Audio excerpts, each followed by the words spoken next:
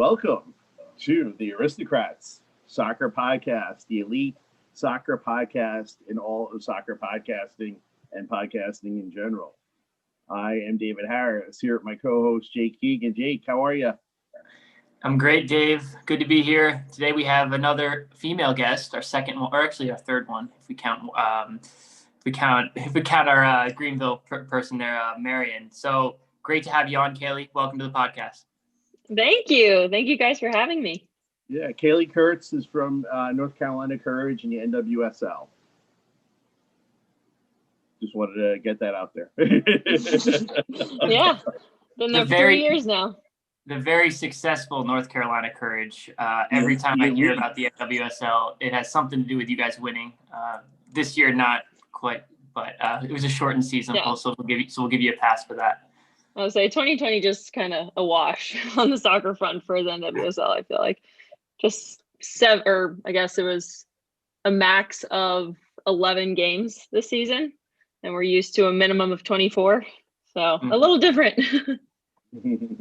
So you guys, in that little tournament in Utah, you were in first, right? And then it went to the playoff, and then you ended up losing. So do you want to just speak a little bit about that current season with the Courage and what that was like with all the quarantine and all the protocols, and then obviously how the season went? Yeah, so we started in Raleigh, had preseason in March, probably got 2 weeks in, and then everything got shut down for COVID-19.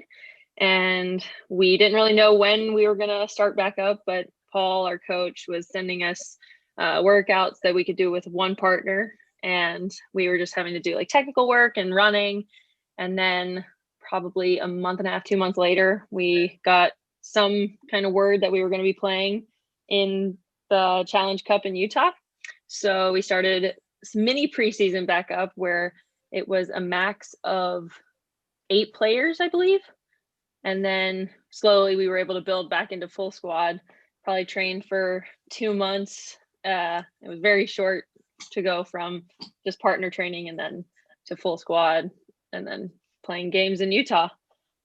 So it was really weird, but I think everyone describes the season as either on or off. And you started obviously like full front going in with preseason, and then you had to stop, and then you have like little trainings that are really hard and explosive, and then you had to stop, and then we go to full training again, and then we stop. And it was just crazy to continue to go from 100% to 0% and try and get your breaks when you needed them and mentally stay in it all season.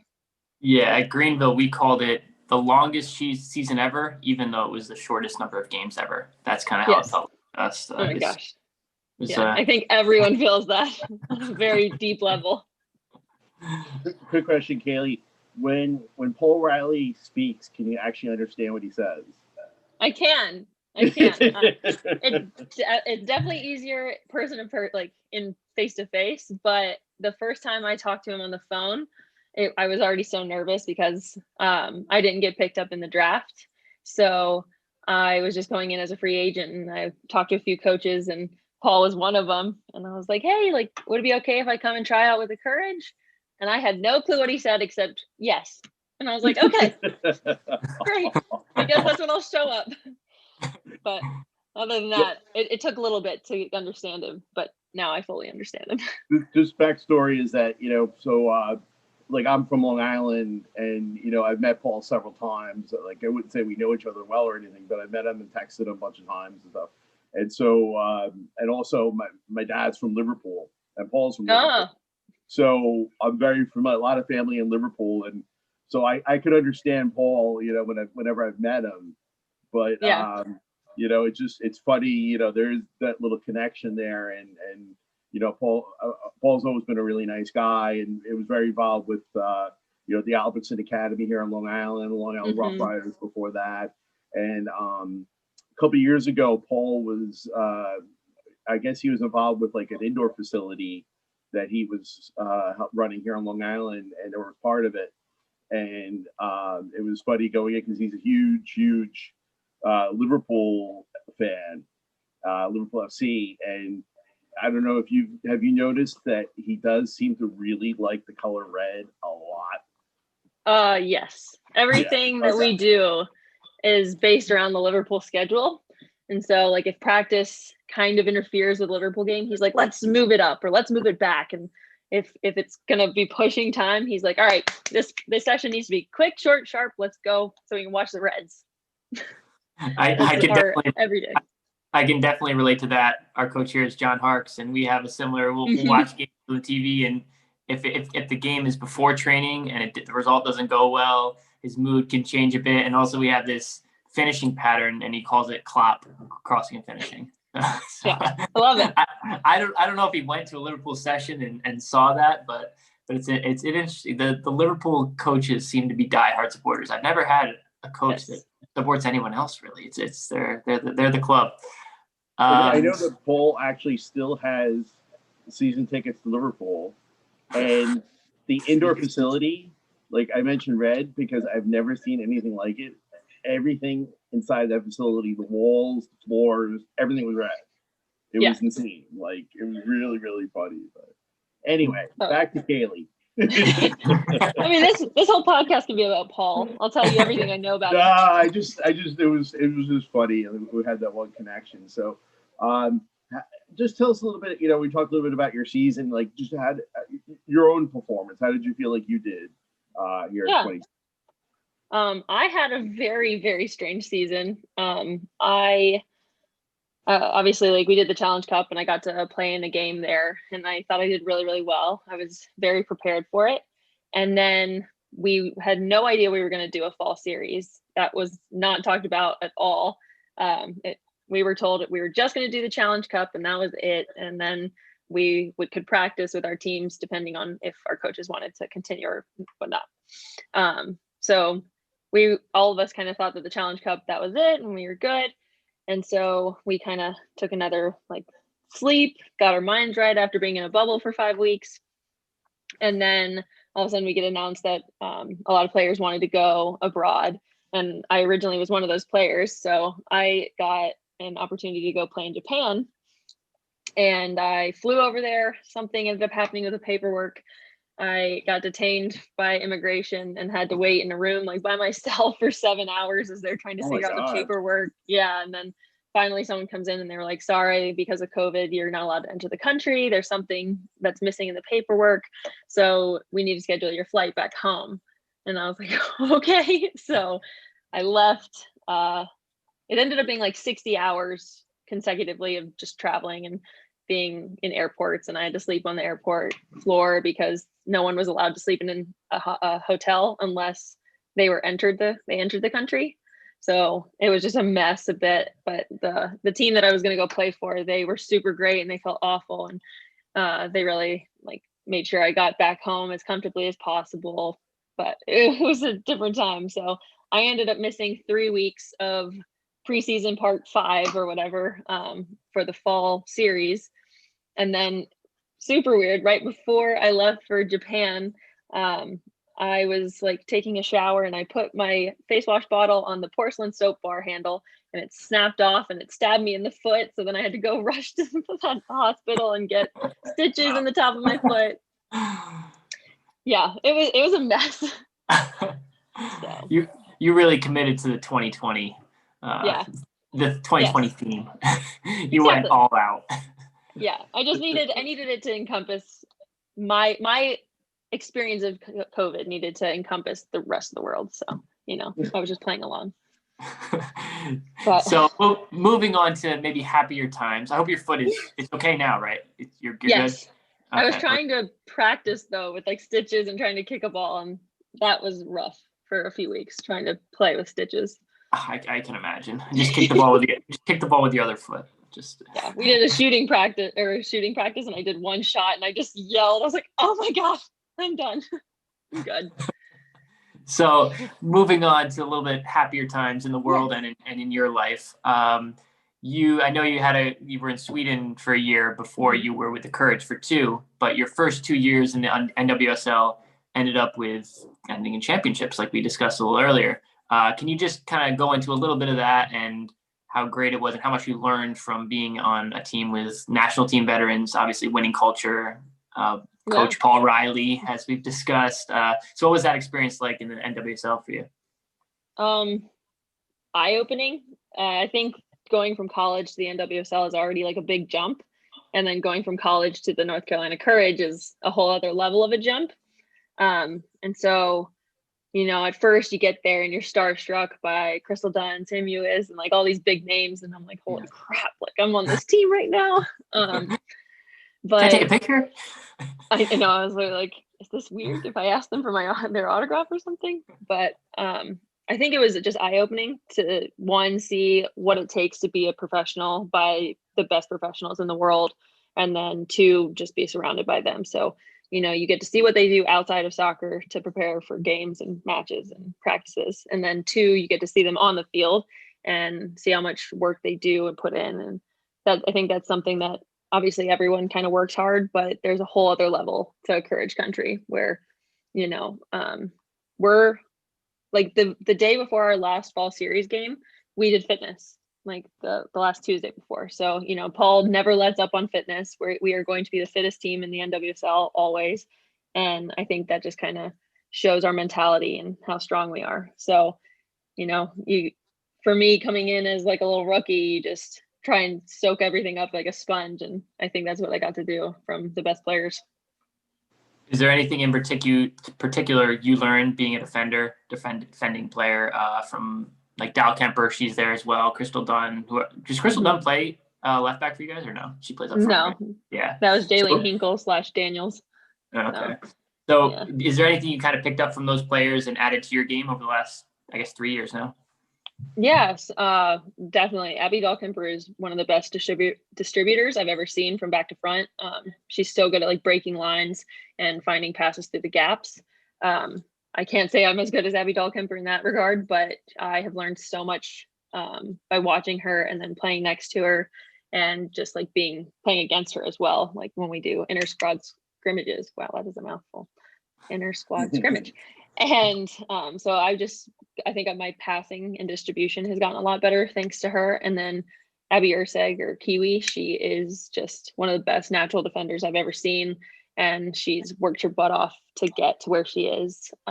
She's now like the fittest person in the world. It's insane. So, you know, you get to see her as a professional and you get to like talk to her, and she wasn't always the fittest player. And then one day she woke up and was like, this is what I want to do. I want to get fit. I want to be the best person. So, you know, to see that change and how much diet and exercise and all that really plays a part in sleeping for 8 or 9 hours, depending on who you are. And she does all that. She is like the true full encompass of a professional. So I get to learn like so many things from them. I don't always execute, but I'm learning.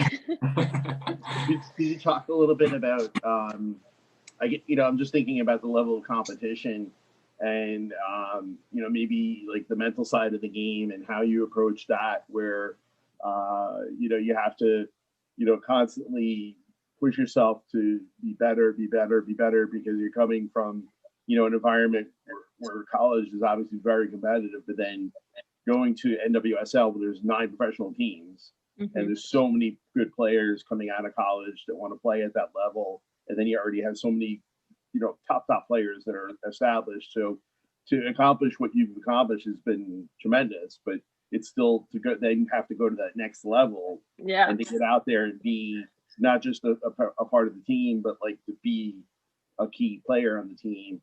It's just such a huge step. And so maybe talk a little bit about the mental side and the things you've had to do to adjust to that. Yeah. So I played like every minute at South Carolina. And then all of a sudden I get to the Courage, and I didn't expect to start over Abby Dahlkemper or Abby Ursig when I look at the lineup, but it is very difficult to always be prepared to play for 90 minutes, or if someone gets injured, which you never want, but you have to be prepared to play whatever minutes you're given. So I think mentally that's really tough to go from playing all the time to sitting on the bench trying to make sure you're prepared for any second, but you don't know when that second's going to come. And for center backs especially, it is a 90-minute job or a no-minute job.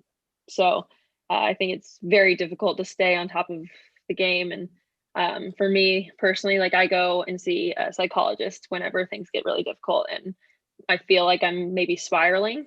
That's just something I've done since before college. I did it in high school. And I just think it helps to talk to someone that's not on the team so that I don't have like my baggage talked about throughout the team. So for me, it's going to see a sports psychologist and just getting everything out and then maybe writing things down in a journal. But yeah, it is very difficult. And I think the biggest thing is just staying on top of it. If you let it get too far, then that's when everything really starts crumbling. And then it shows up on the soccer field where you're unhappy or you're trying to figure something out. So definitely, I would say keep on top of whatever you need to do mentally. And I think everyone's different.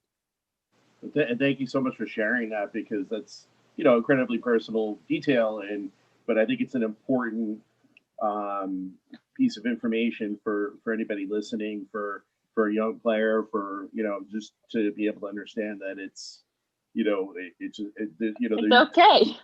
It's okay. There is a stigma attached to it sometimes, but I think more and more people are accepting that it's just part of society, and that, it's something, especially with sports, high level competitive sports like that you're in, it's very important to be able to utilize that resource to help you stay focused, stay good mentally, and be able to play the best you can. So, thank you. Of course. I think the mental side of the game is almost more important, because confidence in a person's play is everything. If you're not a confident player at the time, like, it's going to reflect, and then you're going to constantly be overthinking. And then when your body has these reactions to the like mental side of you being like scared or being in the past or being in the future, then you're just going to like be tense. And whenever your muscles are tense, then you're not going to be able to do whatever you can truly do. So you're going to be at your best when you're playing free. And I don't think I've ever talked to a single person who has gotten to the collegiate or the professional level who hasn't said that they struggle with anxiety. And I think it's really cool that every single person is starting to open up about that more and more. And there is still a stigma towards it, but I think the more that we talk about it and are more open about it, then it's going to make the stigmatism go away, and it's just going to become normalized. Absolutely, 100% right. Yeah. Not to compare the two, but I just kind of want to have an idea in my head how you think the two compare. Do you think, like, when you're feeling really fatigued physically versus when you're mentally down, do you think they affect your performances equally? Do you think mentally is more important to you? And if you're not feeling great physically, if you're mentally strong, you can kind of overcome that? Or how would you compare the two, I guess, mental fatigue versus physical fatigue? Yeah, at least for me, I think the mental side is more important, because when, like, if your confidence is down and you just are constantly thinking about the last play that you messed up on, and you're living in the past, or you're so scared of what you did in the past that it's messing up and you're just only thinking about the next play and not thinking about what you're actually doing, then you're just never actually in the present to play and be the player that you are. Whereas physically, like, I think you can push through. Yes, like, there is a point where your muscles bonk and you just can't go any further. But for the most part, because it's not like truly continuous running, you get to stop and start and sprint and whatever, you're going to recover, and it's going to like help you. And if you have a good mental side and you're confident in what you've done to prepare yourself fitness wise, then you're like, no, I can do this. But if your confidence is down and you don't think that you're fit, then your mindset's always just like, oh, like, this hurts, like, this is the worst, like, I can't beat anybody. And yeah, so for me, I think mentality is much bigger than like physical pain. As a striker who's been through some scoring slumps, I don't like to admit it, but I have in my life. I would definitely agree with you. I feel like there's some games where I feel terrible physically and still play great because I've scored the previous game, or I don't know, just feel like I'm in a good bit of form. It's a very interesting topic though, and one that people really should pay more attention to. I've never seen a sports psychologist or anything in general, or a general psychologist, but it's something that maybe I'll look into. And you've inspired me, Kaleigh. Oh, thanks. I've been going since high school. The recruiting process for college was terrible for me. I thought it was the scariest thing ever, picking up the phone and calling a coach. So that was the first time I ever went to go see someone, was just because I had like crippling anxiety towards picking up the phone and trying to have a conversation and sell myself, being like, hi, pick me. I'm cool. I'm good. So Jake, you just Really? need to eat more junk food, and you'll start scoring some goals. Hey, our season ended last week. I've been eating some good junk food, so you'd be proud of me, Dave. Little bit of our banter there, Kaleigh. Sorry. No, you're good. I love it. Jake is Mr. Ultra Healthy, and then I have to get on him when he's not scoring to get out there and drop his ass and that. Oh man, I love it. I'm Mrs. Healthy, so welcome to the club. Actually, that was one of the things we were going to ask about. What do you do to stay fit, stay healthy? I had read in some other interviews that you have a very healthy lifestyle. Mm-hmm. Yeah, so my mom is a holistic healer, and so we eat almost primarily organic food. For me, I have recently stopped eating meat, except every once in a while on occasion. So I would say I am pretty much a vegan, unless like my boyfriend's mom like serves chicken or something, or fish. But like I really don't. Mom. Where I'm like, no, I don't want it. And she's like, no, you need to eat the chicken. It's like my big fat Greek wedding, and she's like, what do you mean you don't eat no meat? Okay, I'll make lamb. So so that's where I'm at. But I haven't been eating meat, and I feel fantastic. I think I've shedded a few pounds that I didn't need, and I have all the energy that I need. And I think there's another big conspiracy theory that you need to have like 150 grams of protein if you're an athlete. And then you look at Rich Roll, who's like an ultra marathon runner, and he did 5 Ironmans on the 5 Hawaiian Islands in like 5 days, and he's completely plant-based. So you can't say that plants don't give you enough energy when you look at someone like that. But yeah, so for the most part, I eat vegan. Wow, it's been great. Yeah. And you're able to find things you like, and Mm-hmm. and what about training and things like that, fitness, especially during the off season when you're not able to play and have Paul run you into the ground. Yeah, well, luckily Paul is always in the back of our mind. We're like, oh my gosh, we're gonna do the suicide mile. So how many times should I practice this while I'm in the off season? So I think every single person knows how fit you need to be when you come into preseason with Paul. So when it's always in the back of your mind, you just go out there and you run sometimes. And in the off season, it's kind of nice because it's when you try and take a little bit of time off of your muscles and joints. So, we'll pick up swimming and we'll pick up cycling, and basically we try and do anything just to get our heart rate up that doesn't always involve soccer. So you get to have like fun with new things. For me, like I've picked up cycling, and then on Saturday, I'm actually going on a 33-mile hike in one day. It's called the Glenthrift Challenge. Yeah. So it's just little stuff like that where you try and make it challenging, and like challenge your friends and have other people that you love come with you. And I think that's the biggest thing, is just not always being super soccer oriented. It's what other interests do you like, and how do you keep yourself fit without always being like playing soccer or doing sprints on the line when we've done that our entire life. Yeah. Do the Courage give you an off-season plan, or do you kind of just make your own? They do. Right now they haven't sent us anything. This is the time for our muscles to kind of recuperate, or if people had a lot of heavy minutes, then they can take whatever time off that they need. But they'll give us like a little bit of plan that's like phase 1. This is where you start doing like the lower impact stuff, then maybe longer distance, and then start getting into like hits, and then incorporate long distance and hits. So it'll be interesting. But you mentioned obviously without question your dedication and to the sport is inspiring, and you mentioned your trip to Japan, which wasn't the greatest experience you've ever had in your life, but maybe talk a little bit about your time in Australia with Canberra United Player of the Year, and that I'm guessing that was a little bit better of an experience than Japan recently.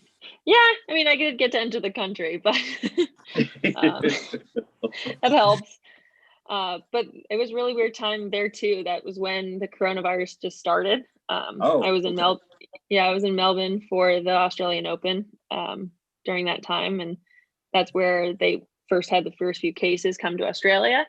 And then there was also all the forest fires going on. So it was really smoky. I've been wearing a mask now since December. The smoke got so bad. Yeah. So there were some games where there was a high probability that we probably should have canceled the game because the smoke was just so bad. But they tried to just wait until the last minute to see if the smoke would clear out. And sometimes it did, sometimes it didn't. But I mean, it was a really cool experience to be in Australia. And I met a lot of really cool people that I'm still friends with. I talk to them a good amount, probably like at least once a week. And I think Heather Garriock was a tough coach. She's someone that I ended up really connecting with at the end there. And she really helped me with my game and I think her biggest thing was just, she really does care for every single person. And she's a tough coach, but when she's talking to you and giving you film advice, like she knows what she's talking about. So it was really cool to build another connection in the soccer world. Definitely. What goes into that? I know a lot of NWSL players go over to Australia in the winter. Obviously the leagues are opposite, but what do you think? Is it just to get more games and for the experience? Because it's something on the men's side. Like we have, at least our season, we're done in October, just like you, and we start in March or April, and it doesn't happen as much. Why do you think it happens more on the women's side? I don't know. Maybe we get paid less. And we get maybe you like to travel. Maybe you like to travel more. Yeah, maybe we're less homebodies or mama's boys. I would love to go. I would love to go do it. My agent Dave over here, he hasn't gotten me anything, so black it off. It's really cool, and I think it's the off season is too long. I think in North America, so I think it's great what you guys are doing, are like going over there, getting more games, especially if you don't get a ton of games in the NWSL throughout the season. It's really awesome. How would you compare the standard in Australia compared to the US?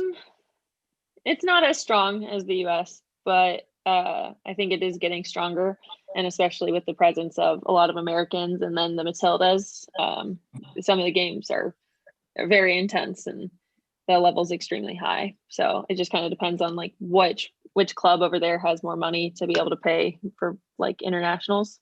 But I would say the NWSL is definitely a little bit higher. But it's a good place for, like you said, people to go in and get games, get their confidence up if they've lost their confidence a little bit, and then stay game fit for the next season.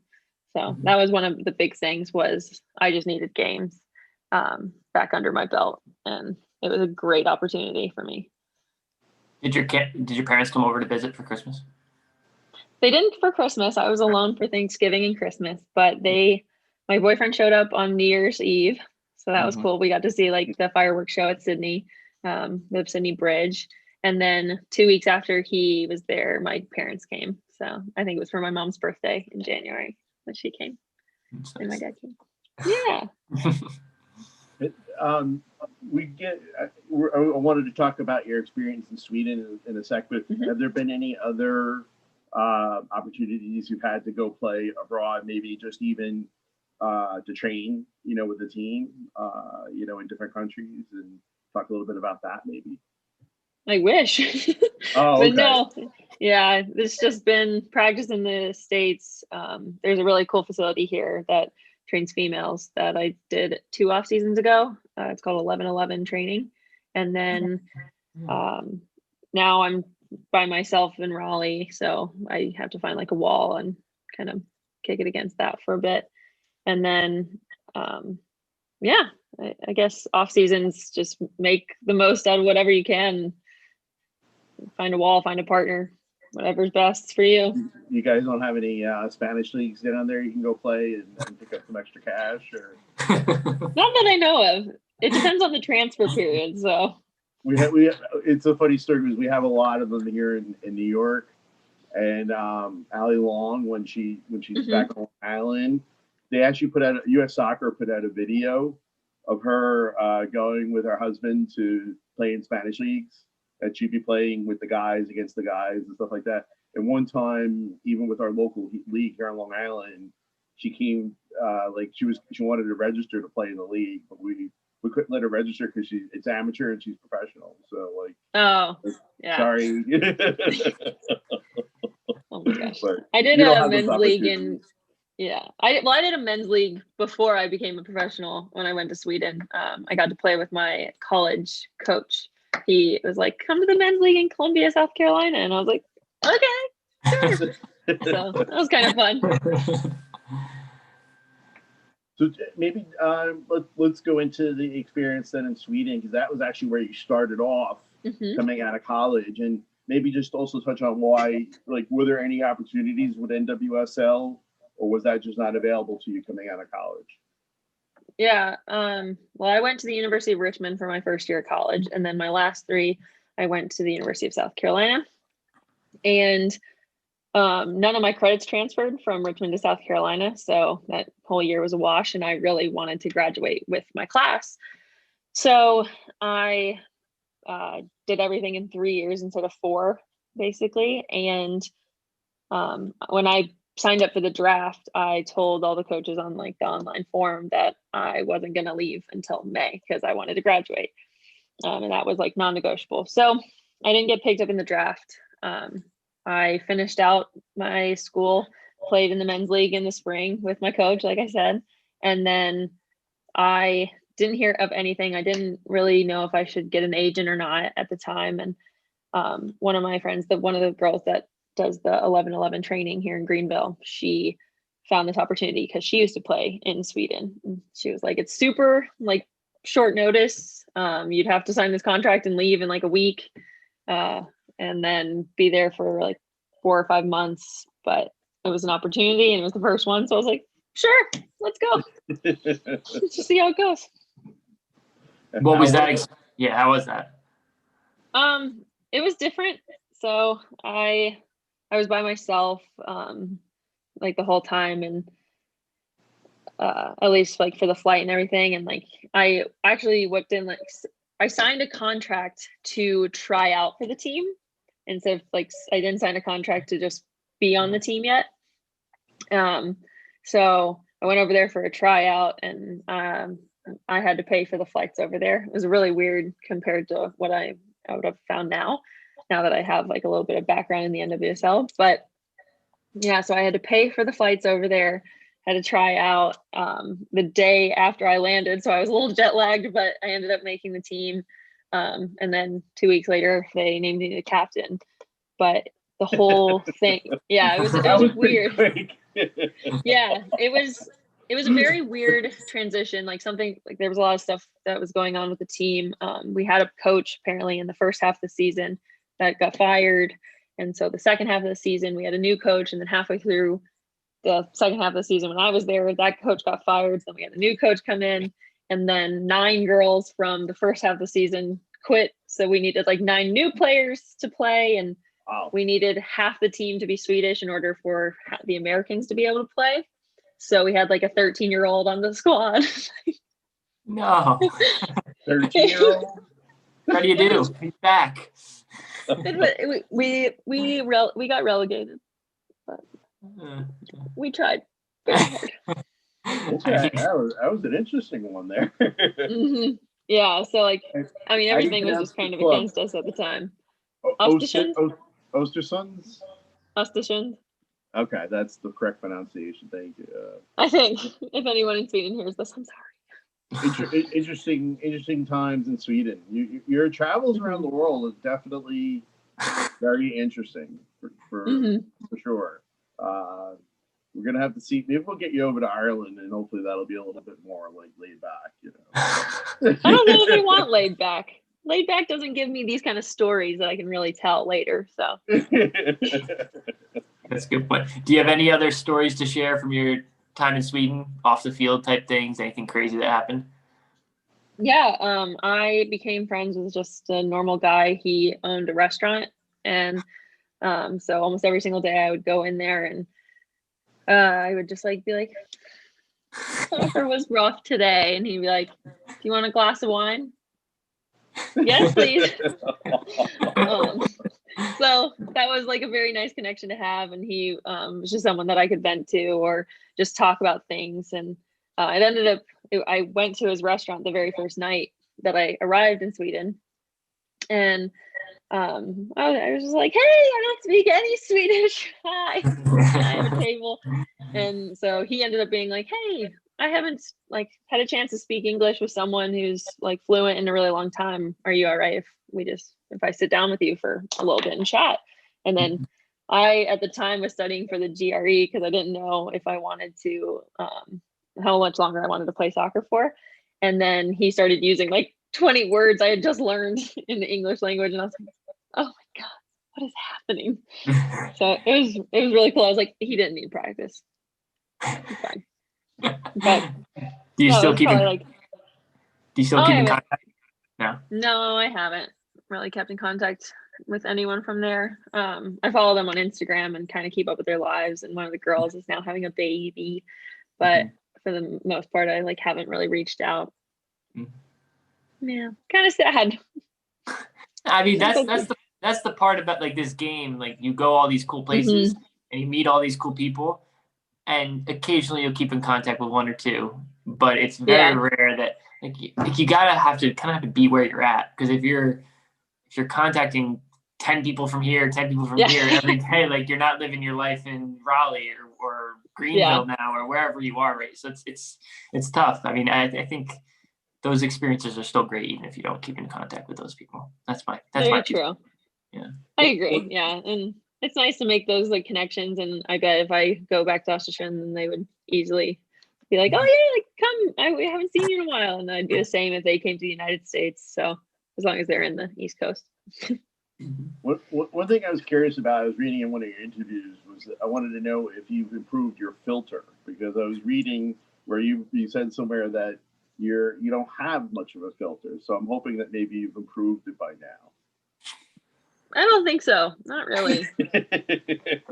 that my first podcast interview was very interesting. I had a shirt on that says like "Dogs Before Dudes." I'm a huge animal lover, and I wanted to be a vet.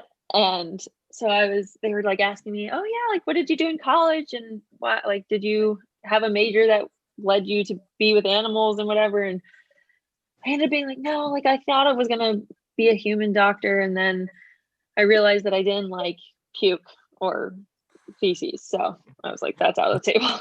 And so now I'm repeating it on your podcast. So the filter's gone. It's not there. It's never been there. Probably will never be there. But I like to give my listeners a little chuckle every once in a while. Dave, the filter doesn't make for good content anyway, so we don't need any of that. Yeah, I'm the one sitting here saying I've been going to therapist since I've been like 15 years old. It's fine. You guys have a loon on your podcast today. How does the lack of the filter work within the dynamics of the North Carolina Courage? When I first got there, I think everyone was just like, "Oh my gosh, who is this girl?" But every single person there is a character, and we figured out how to like incorporate every single person's characteristics. And Crystal Dunn is that person that's always going to dance in the locker room, and I was the person that's always going to have like no filter. And if you ask me something, it's going to be a straight up answer. I'm not going to like tiptoe around any kind of question. So every single personality is kind of accepted there, which is nice. But I think my personality is something that you have to get used to a little bit. Well, character. Now that Crystal's gone, right? So she's gone to Portland. So is that an opportunity for you and some others to step up and maybe be a little more vocal and getting that lack of a filter out there for everybody to hear? Is that, is now the time for you and others that you're gonna what are the dynamics of the team now, you think, going into next season?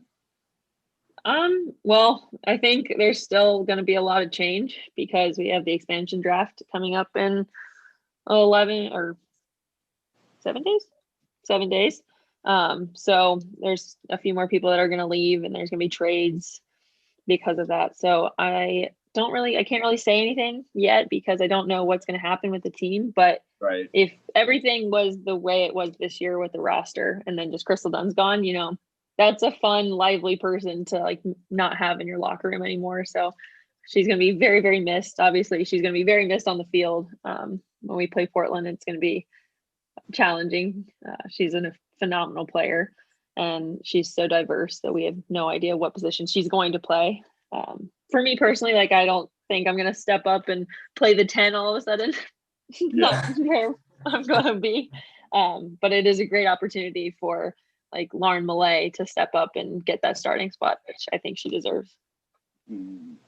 But it does create a little bit of a opening, I guess, within the dynamics of the team, you know, as far as like leadership and, you know, like it's definitely a chance for you and others as well to, you know, be a little more, you know, leaders, captains, or, you know, I mean, you know, obviously you show those qualities when you went to Sweden and, you know, within 2 weeks you were the captain of the team. Yeah. I think one of the cool things about Crystal is she's so nice to everybody. But she's not, I wouldn't say she's like a truly vocal leader. She is I will lead by example kind of gal. So at least in terms of like stepping up as a vocal leader, that void's not really missing, but stepping up on the field, I think is going to be the biggest void that we miss out with Crystal. And that's a huge opportunity for a bunch of people in that position because she's the best of the best. How would you say, you've obviously had a very successful career in college, youth, I'm sure, and then now with the Courage in the NWSL. Throughout the years, who would you say has had the biggest impact on your career? Could be coaches, could be parents, could be players, could be anybody. Okay. The first people that come to mind are the ones that work at 1111. I've mentioned them a few times, so you know they better love me. But yeah, India Trotter and Blakely Mattern. Blakely Mattern went to the University of South Carolina. She played at the same club that I played at, and she played for the same coach that I played for in club. So I've known her since I was probably 9 years old, and she's just one of my like all-time best friends. And she is always that person that is going to give me advice if she has an opening for something, or like knows of an opportunity in Sweden or wherever. Like she's the first person that like I would talk to, and she would talk to me. And then India Trotter is now her business partner, and India is another one of those like sounding boards where she played at Florida State and then made it to the national team, and has played in I think it was the WPS at the time. So she just has a lot of experience, and she was the one where I was originally looking at playing for, or at least trying out for, Sky Blue, the Courage, and the Chicago Red Stars. And she was the one who was like, you know, you're young. If you want to be like the best of the best, you need to go train with the best of the best. And she told me from the beginning that I wasn't going to play for the Courage unless something dramatic happened with the center backs, but I would learn the most from being there in those first few years. So it was something that I think that's some of the best advice that I've gotten, because yeah, there was like I said, I was a sponge for the last few years, and there's just so much you can learn from the best players in the world. What are some I'm just trying to think, like any other like kind of fun stories that you know you can tell us, like just the life of being a professional soccer player, anything along the way that we haven't touched on that you know you'd like to share. Just it seems like you know you've had a lot of fun times and interesting experiences. So. Yeah. I think like anytime the team gets together with the Courage, like it's such a fun time. And I think we try and do a good amount of stuff outside the field together, where we incorporate everyone. We did a book club one time where like 17 of us were like, yeah, like we'll all get this book and we'll read it. And then we get to the like final meeting where Merritt Mathias made like crumb cake and like homemade crumb cake and coffee, and had this whole like charcuterie board made up for everybody. And then turns out like 3 people read the book. So that was fun. Did you read it? I did. Way to go. Thanks. So yeah, so like that, I thought that was really funny, and we like ended up getting there, and then everyone got the giggles a little bit because half of them hadn't read it, or more than half of them hadn't read it, and so we were just like, well, how do we discuss a book for book club? And we were like, we just eat. That's how we discuss it. Yeah. Eat, have some wine, call it a day. Yeah. Some coffee. So, but I think the probably best times are like the everyday like practices where we just have a good time and we're competitive, and like when we play 8v8 at the end of, or small sided or anything like that, it gets really competitive. So everyone's like keeping score, and at the end of the day, like if you won or lost, and everyone just kind of is able to like joke with each other. And if you whiff or if you do something embarrassing, like you're not going to live it down, but it's going to be a funny story later that everyone can laugh about. And every single day before practice, Paul makes someone say a joke. It's usually dirty. So it's kind of fun that it's every day for 3 years. Does he put you on the spot? Does he like pick someone out? Sometimes, and then other times it's like, does anyone have a joke? And then you're like, oh, I do. And then other times it's, yeah. So if he puts you on the spot, you better think of something before training. Usually, yeah. Or you are like, I promise I'll have one tomorrow. And he's like, fine. But we have a few people who like come ready every single day, and they have like 2 or 3 in their arsenal. So they have us covered. One thing I'm curious about, Jake experienced this quite a bit in the NSL, was the travel. And so being in the NWSL, just that alone, league of 9, now it'll be 10 teams, but you're doing a lot of traveling in a normal season, 2018, 2019. So maybe just touch on that, and maybe sort of what are some things you do or as a team that you do to try to, make it a little bit more fun and easier on yourselves. Yeah. So we have 24 games usually. Half of those we travel for. Thankfully, at least right now, like I'm playing for the Courage, so most things are on the East Coast. There's 2 teams on the West Coast, and for those, because 3-hour time difference, we have to like go 2 days in advance of the game, and we'll have practice there. So we try and get acclimated and everything. And Utah will also try and get there another day early because the altitude is kind of rough.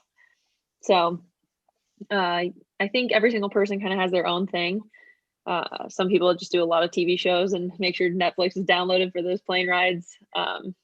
Some other people are pretty diligent about trying to figure out what we're trying to do post soccer, because like there's a big world out there and a lot of us aren't really fully prepared for it. So it's trying to find a passion outside of soccer, a lot of like research.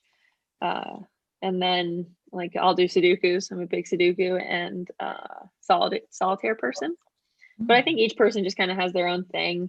And depending on who's on the team, like we had Sabrina D'Angelo a few years ago, and she always had games. Like she always brought like dominoes and cards. And so she was always ready. I feel like she was our biggest like gamer person, where she tried to make sure everyone was involved. Except now this year, the rookies were actually really good about like texting everyone and being like, all right, everyone going into the conference room in like 20 minutes, like let's go play Mafia. And so we had like the whole team coming down because of the rookies. So props on them. That's some good leadership from them. Yeah, a lot of times it's the older guys that are leading the games. We play like 22 a lot, or I forgot what the game's called. I don't play it. It's like that new game that's, I'm not even gonna remember it. So I'm gonna forget about the phone. Yeah, the one on the phone that everybody's like, you've had to find out who the killer is, but I don't remember what it's called. Yeah. So we do an in-person. It's the same kind of game, but it's in person, and it's just with cards. So you get to be like either a townsperson or you're a medic or you're that's exactly sheriff. it. Yeah. So we do that one, but in person, and depending on what card you get is like whatever role you are. But have you had? I'm just thinking now. Also, like, have you had any interesting interactions with a fan, as far as like you're playing and you hear somebody like heckling you or something like that, and like that it actually like you actually did hear it, or it did get you a little bit or something like that, or like did you just like fuck them off, or well, you can't do that, but like just like reaction, like you can't flip them all. They're my pinkies. I would be inclined to, but that's just me. You definitely can't do that. Definitely cannot do that. But no, I think I'm partially deaf when I'm on the field because I don't hear fans at all unless it's like cheering, I guess, after a goal is the only time I hear fans. So for me, at least, like I've learned over the years, and my dad did a really good job of helping me with selective hearing. As a kid, he was that like parent on the sideline that was like, come on, like you need to do this, you need to drop the ball, open it up. And he had never played soccer, so I was like, shut up, Dad. So now I have a little bit of selective hearing, and I don't really hear the crowd or anything like that, which is very helpful. But it's nice. I still hear Paul's voice. If Paul's yelling at me, I definitely know. I'm like, oh no, here he comes. What have I done? If you were in a stadium where it was possible, would you still hear your dad? I don't think so. At least I don't think I have. I heard my sister every once in a while. When I used to take free kicks at South Carolina, there would be like 3,000 people in the stands. Yeah. My sister, my nickname is Pee Wee. And so she will scream Pee Wee at the top of her lungs, like right before I kick the ball. And I'm just like, oh gosh. It's like dead silent. All of a sudden you hear Pee Wee. And I'm like, oh, that's me. Are you the youngest? Yeah. Okay. No. I was gonna. It doesn't have to do with height. I don't think you're short, but no, I'm taller than her. Yeah, that's what I didn't think you'd be short unless your family was like she was a basketball player or something. But what are your? Oh, go ahead, Jake. No, you go first. You go first. Is it an older sister or a younger sister? Older sister of 3 years. Yeah. Okay. So it was hopefully like you were shorter than her. Yeah, it's just kind of become like an evolution of my name. So I was originally like Kaleigh, and then it was K-Ree, and then Riri, and then P-Ree, and then Petrie, and then Peach. So, we've just kind of like had this evolution of my nickname, just whatever they're feeling, it just changes. So for a really long time, it was Pee-Wee. And now, she just constantly yells that when I'm on the field and if I'm taking a free kick or something. But I really only hear it when it's like dead silent in the crowd. Yeah. And I'm about to take a free kick. Those graphics where it's like monkeys to human, like the evolution of it? It should be like the evolution of Kaleigh my to nickname. Peach. Yeah. So I'm an aunt. So my sister had a baby almost 3 years ago, and he calls me Aunt Peachy Weechy. So, oh man. Very cute. So what are your plans? What's the plans for Peachy Weechy going forward in 2021 beyond? How long do you want to play for? Do you have any idea? No idea. I talked to a lot of people who have retired, and they are like, play as long as you can. Your body can only do this for so long. So I plan on playing until I either am not getting better anymore, or if I don't ever love the sport. I don't know how that would be possible, or my body just falls apart and I physically can't move anymore. So that's kind of the plan. And then for me, just trying to figure out while I have the time to figure out what I want to do post soccer. And then obviously right now, off season, just staying fit, having fun, doing like fun challenges like I'm going to do on Saturday. And then eating healthy. This is like the time to get strength back. I'm sure you know, Jake, off season, you go to the gym a lot more than usual. So that's the plan, especially for the next few months, is can I put my strength back on, going to the gym a lot, and then slowly I'll transition more into the cardio and getting a lot of touches.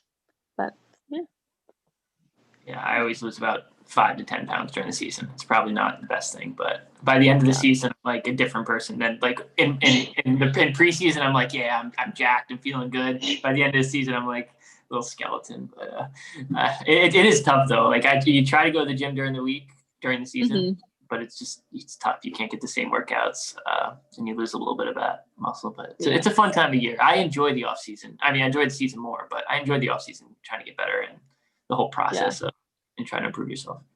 I agree. And then throughout the season, you figure out what your like main weaknesses. So then it's like, all right, now I can really hone in on those and try and get those to become strengths. So what are you trying to do this off season?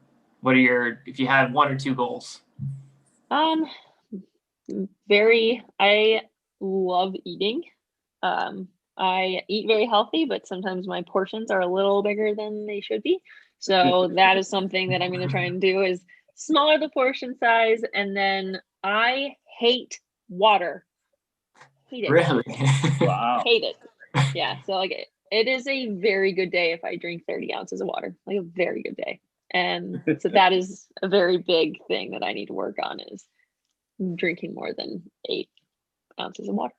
What are you drinking instead if you aren't drinking Nothing. water? Oh, just nothing. Okay. No, I somehow just, like, my lips don't get dry. It's this, I'm a phenomenon, I think, because my lips don't get dry, but I don't ever replenish water. But if I'm riding on like the Peloton or something, then I'm drenched. I don't know how it happens, but it's fine. I'm doing osmosis as we speak.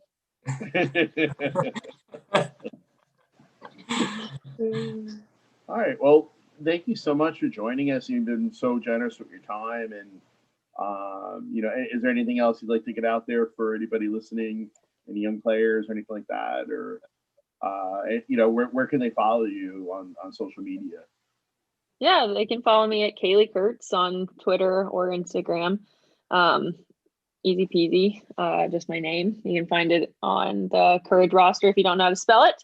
And I think for younger players, something that's really big is just like continue to follow your passion, and then, reach out to professionals, because I think a lot of us have had different routes and roads, and a lot of us are very willing to talk to you. So if you have questions, like, you can definitely reach out to me, or just like surround yourself with people who are going to help you get to your goals.